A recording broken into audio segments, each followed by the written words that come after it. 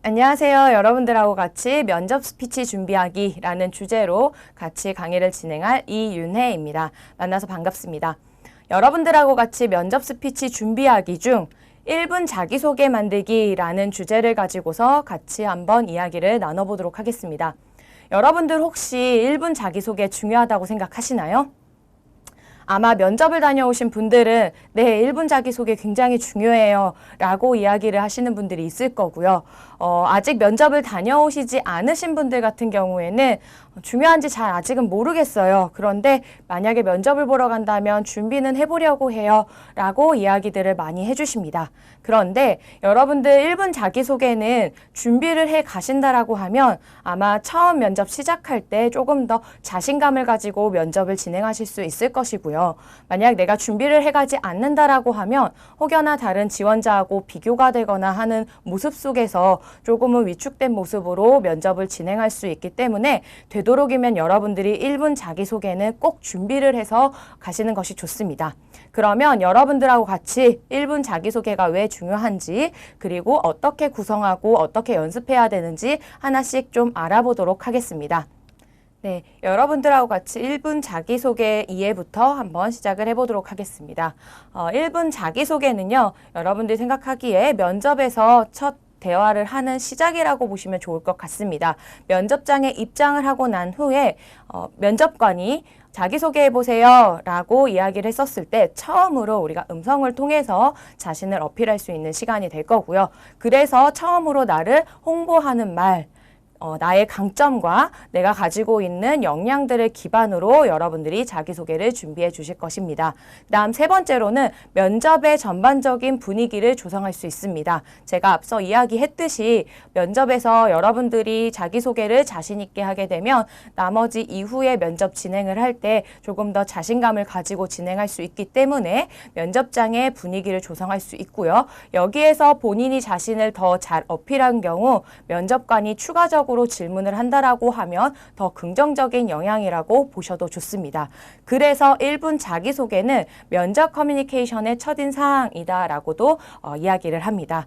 그렇다면 면접관에게 1분 스피치란 어떤 의미냐? 첫 번째로는 지원자의 서류를 훑는 시간이 될 수 있습니다.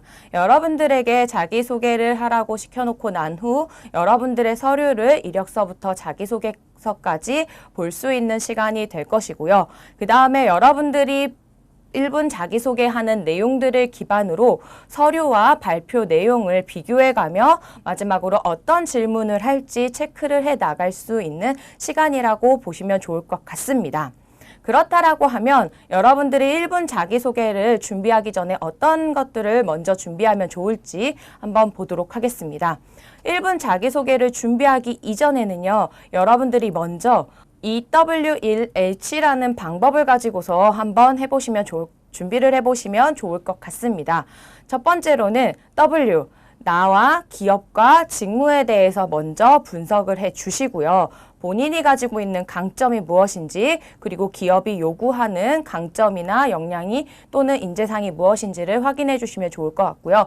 마지막으로 직무에 있어서 여러분들이 어떤 점을 어필했었을 때 면접관이 좋아할지 생각을 해 보시면 좋을 것 같습니다. 그 다음에 Why, 입사 이유입니다. 여러분들이 지원하는 기업에 내가 어떤 이유로 지원을 하는지에 대한 이유도 한번 고민을 해보시면 좋을 것 같고요. 마지막으로 이 두 가지를 기반으로 여러분들이 어떻게 나의 강점을 회사에서 수행할 수 있을지 이렇게 여러분들이 준비를 해 주시면 될 것 같습니다. 그러면 지금부터 여러분들하고 같이 1분 자기소개 준비하는 법을 세 가지를 알려드리도록 하겠습니다. 첫 번째입니다. 세 가지 역량으로 구성하는 방법입니다. 처음에 본인의 성명을 이야기하시고요. 그다음에 지원 직무를 이야기한 후에 본인의 역량, 강점, 경험 등을 바탕으로 첫째, 둘째, 셋째 이런 식으로 여러분들이 자신의 강점을 어필할 수 있는 방법입니다. 그 다음에 마지막으로는 여러분들이 이러한 역량과 경험을 바탕으로 입사한다면 어떻게 내가 잘 수행해낼 수 있는지 여러분의 꿈이나 포부로 마무리를 해주시면 됩니다. 이때 여러분들이 작성하실 경험이나 강점은요, 추상적인 것보다는 구체적으로 여러분들의 전공 지식이나 자격사항 또는 경험 등을 활용하셔서 작성을 하고 연습을 해 주시는 것이 좋습니다. 그렇다라고 하면은 한번 예시를 통해서 여러분들하고 함께 보도록 하겠습니다. 지금 여기에 보이시는 것은 실제로 3단 구성으로 작성한 방법입니다. 우리가 전체를 다 볼 수는 없지만 가운데에 보시면 첫째, 둘째, 셋째 이런 식으로 작성이 되어 있습니다. 첫째는 근성입니다. 1440km의 국토대장정 완주와 지금껏 50회에 가까운 헌혈 활동을 하며 근성을 키울 수 있었습니다. 둘째, 인성을 갖출 수 있었습니다. 사회복지관에서 1급 장애우의 목욕봉사와 야학교실 지도 및 다양한 아르바이트를 통해서 사람들의 눈높이에서 사람의 마음을 사는 인성을 갖출 수 있었습니다. 셋째, 전문성입니다. 교내 영어 프리젠테이션 대회 장려상 수상과 대학 우수 학생 선발되어 4차례 정도 장학금을 수여하며 학업을 통해 전문성을 지녔습니다. 이렇게 작성을 했듯이 첫째, 둘째, 셋째 이런 식으로 여러분들의 강점과 역량을 어필하신다라고 하면 좀 더 명확하게 본인이 말하고자 하는 바를 전달을 해 드릴 수 있을 것입니다. 그 다음에 마지막에 마무리는 여러분들이 이렇게 그냥 마무리를 하셔도 좋고 여러분들의 목표나 포부 이런 걸로 연결을 해 주셔도 괜찮습니다. 네, 두 번째 방법입니다. 1분 자기소개 방법에 있어서 스토리텔링 구성법으로 여러분들이 만들어 보셔도 좋습니다. 여러분들이 혹시나 나는 조금 직무에 관해서 특별한 경험이 있거나 나는 나만의 특별한 스토리가 있어 라고 하시는 분들은 이렇게 스토리 구성법으로 이야기를 해 주셔도 괜찮습니다.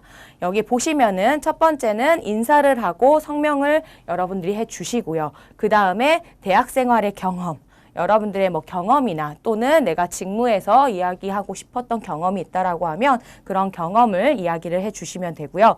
그 다음에 이 경험 안에서 드러난 직무적 역량이 어떤 역량이 드러났는지 언급을 해 주시고 마지막에 마무리로는 기업에 기여할 수 있는 방안을 제시하는 방법입니다. 이것 또한 한번 사례로 보도록 하겠습니다.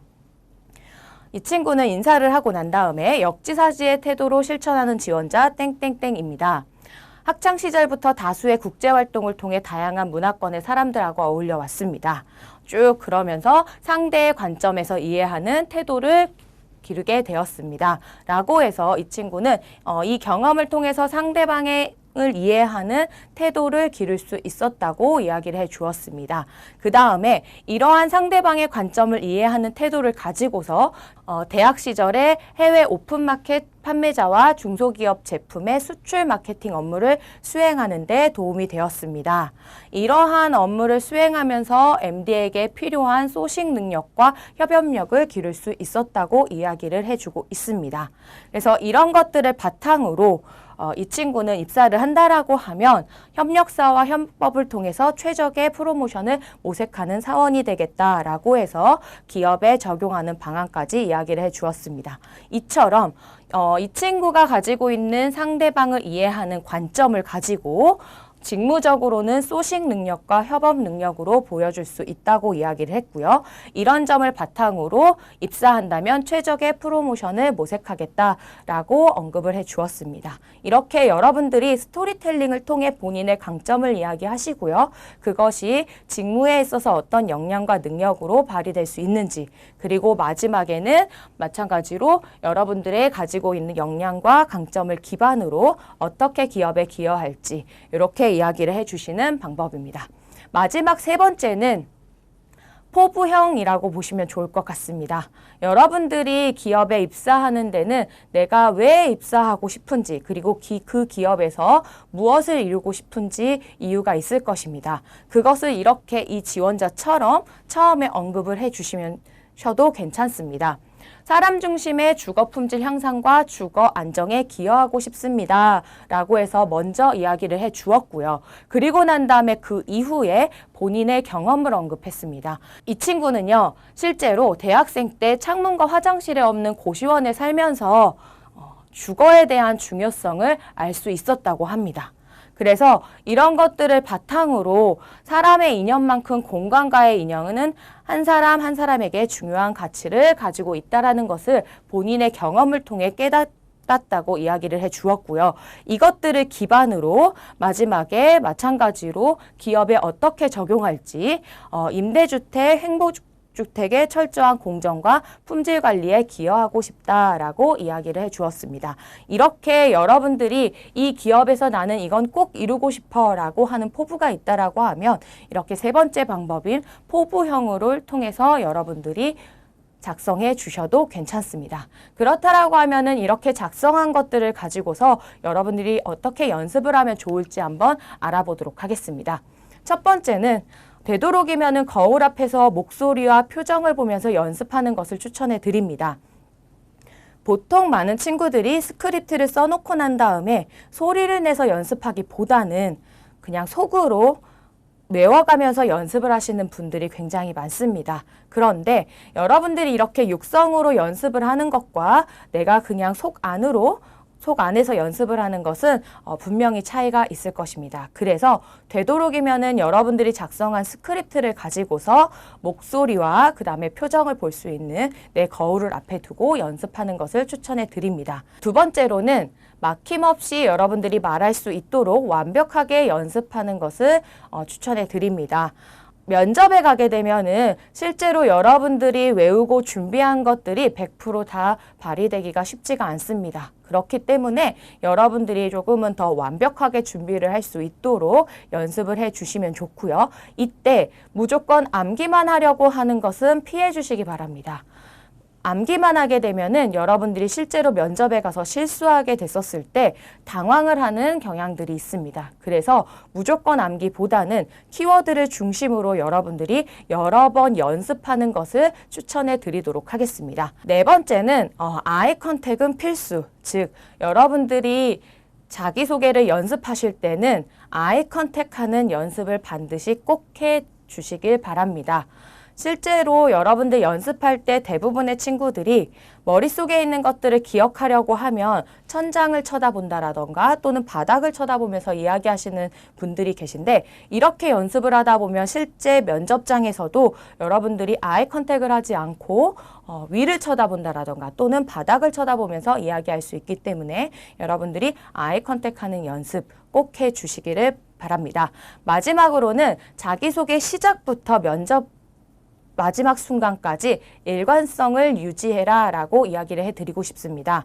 자기소개를 준비해 가기 때문에 자기소개는 자신 있고 당당하게 이야기를 할 수 있지만 그 뒤에 나오는 면접 질문들은 어떤 질문들이 나올지 모릅니다. 그런데 처음에는 당당하게 시작을 했지만 뒤에 가서 여러분들이 보여지는 모습들이 소극적인 모습들을 보이게 되면 실질적으로 면접관은 자기소개를 그냥 준비한 걸 외운다라고 보기 쉽기 때문에 여러분들이 자기소개를 하실 때 모습 그대로 마지막까지 쭉 일관된 모습으로 면접에 임하시면 좋을 것 같습니다.